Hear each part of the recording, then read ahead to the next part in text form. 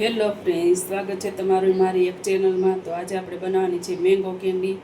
Mango candy બનાવવા માટેની મેં આ 2 કેરી લઈ લીધી છે, તેને છાલ ઉખેડી લો। પહેલાં તો જો આપણે આવી રીતની ઉપરની બધી છાલ ઉખેડી નાખીએ।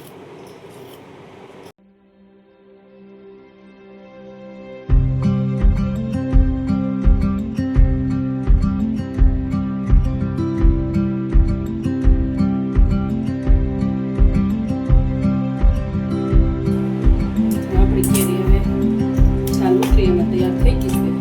તો હવે આને આપણે પાતળી પાતળી ચીરું કરી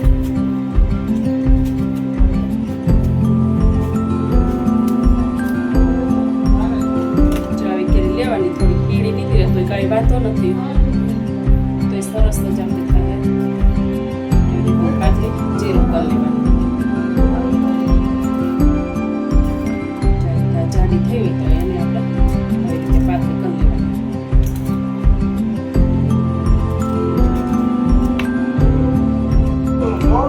ચાલો આપણે ગેસ ચાલુ કરી દીધો છે અને એની અંદર પાણી ગરમ કરવા મૂકી દીધું છે। 10 મિનિટ જેવું પાણી આપણે એક ઉકળો આવે એટલું પાણી ગરમ થવા દેવાનું છે। પાણી ઉકળી ગયું એટલે ઉકળતા પાણીમાં આપણે કેરી ઉમેરી દીધી છે। હવે આને 10 મિનિટ જેવી આમાં પાકવા દેવાની છે। 10 મિનિટ થઈ જાય પછી આપણે બહાર કાઢી લેવાનું છે। ગેસ અત્યારે આપણે ફૂલ જ છે। આપણે 1 ચમચી તેની અંદર હળદર ઉમેરી દઈશું, ચપટી એક મીઠું ઉમેરી દઈશું, કેમ કે આ ખાટી મીઠી અને ચટપટી કેરી બનશે। હલાવી મિક્સ કરી દઈએ।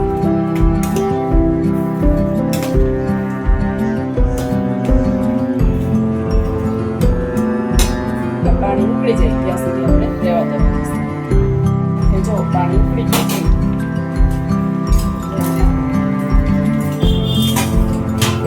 એક વાસણમાં આપણે લઈ લેવાનું। ગેસ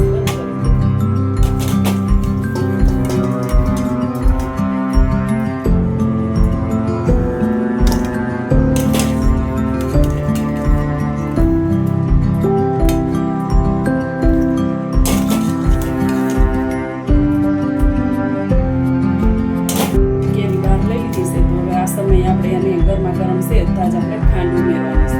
અને કેરી અત્યારે મેં 300 ગ્રામ લીધેલી હતી, તો એની સામે આપણે 150 ગ્રામ ખાંડ ઉમેરશું।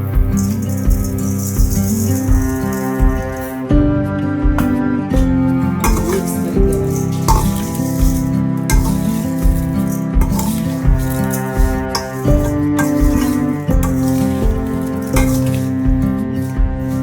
મિક્સ થઈ ગયું છે।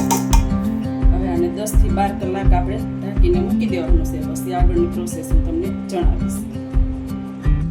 જો આપણે આ મેંગો કેન્ડી બનાવવાની હતી એને આપણે ખાંડમાં બુડાડી રાખી હતી એક રાત પૂરતી, એટલે 10 થી 12 કલાક જેવું। તો હવે આપણે સમય થઈ ગયો છે બહાર લેવાનો। આવી રીતે થાળી નીચે રાખી દેવાની, ઉપર આવી સાયણી રાખી અને એમાં બધું નિતારી લેવાનું। એટલે આ પાણી જે આપણે નીકળે ને એનું તમે શરબત કરો ને તો શરબત બહુ જ મસ્ત થાય। એટલે આ રીતે આપણે નિતારી લેવાનું। બધું પાણી નીતરી જાય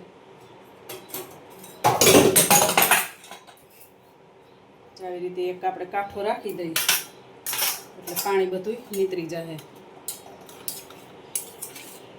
અને પાણી બધું નીતરી જાય પછી આની પ્રોસેસ આપણે થોડીક કરશું। પાણી આપણું બધું નીતરી ગયું છે એકદમ સરસ મજાનું। તો જો આવી રીતે સીબું હોય કે કોઈ પણ આવું કાણાવાળું હોય ને એ તમારે ડીશ કે થાળી કે કોઈ પણ એ લઈ લેવાનું અને નીચે એકાદું વાસણ રાખી દેવાનું। પછી એની ઉપર આપણે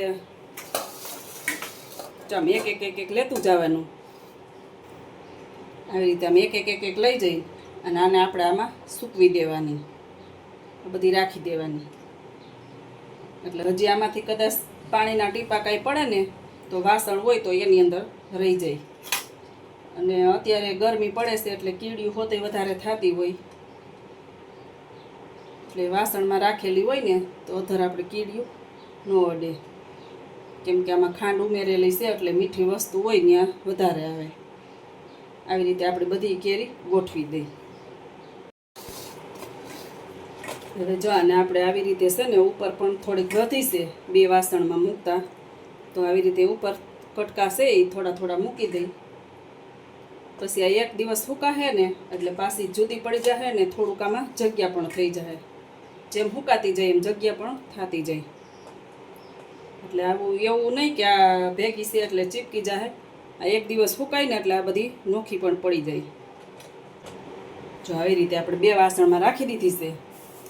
હવે આને 2 દિવસ આપણે પંખા નીચે સૂકવવા દેવું અને 1 થી 1.5 દિવસ જેવું આપણે આને તડકે રહેવા દેવું એટલે આપણી કેન્ડી બનીને તૈયાર થઈ જશે. તો આગળની પ્રોસેસ પછી હું તમને બતાવતી જઈશ. જે આ થોડું ઘણું એકદમ ઝીણા બારીક કટકા થઈ ગયા હોય એ આપણે નોખા લઈ અને આ પાણી છે ને, પાણી એટલે આ ખાંડનું ખાટું મીઠું જ પાણી છે. આપણે આને શરબતમાં કામ લઈ લઈશું. આને ફેંકી દેવાનું નથી. શરબત બહુ સરસ થાય. જે મેંગો કેન્ડી બનાવી હતી ને એ 1 રાત અને 1 દિવસ થયો છે, તો આટલી આપણે સુકાઈ ગઈ છે. હજી આને 2 દિવસ આપણે સૂકવવી જોઈએ. એટલે આ જે પંખા નીચે જ અત્યારે સુકાય છે, તડકે નથી. તડકે જઈને તો થોડીક રહે એટલે આ પંખાની જે પવને સુકાય ને એ એકદમ સરસની ડ્રાય થઈ જાય.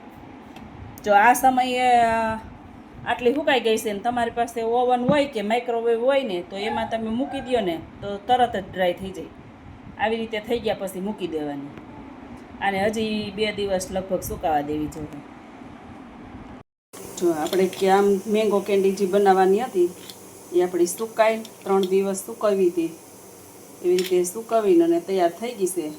જો આવી રીતની ડ્રાય થઈ ગઈ છે. આટલી જ હોય, આ ખરાબ ન થાય. અને 2 મહિના સુધી તમે બહાર રાખો તો ખરાબ ન થાય ને 6 મહિના સુધી તમારે રાખવી હોય તો ફ્રીજમાં સ્ટોર કરીને રાખવાની. આની ઉપર તમે દરેલી ખાંડ પણ ઉમેરી શકો તોય સરસ લાગે. અત્યારે તો મેં એમને રાખી હતી. મેં તો જાજી બનાવી હતી પણ અમારે હુકાતા છોકરાઓ ખાઈ ગયા. ભાવે જેટલી ને બસ આટલી રહી. ચાલો વિડીયોને એન્ડ કરી ફરી મળીએ પાછા કાલે નવા વિડીયો સાથે. જય શ્રી કૃષ્ણ.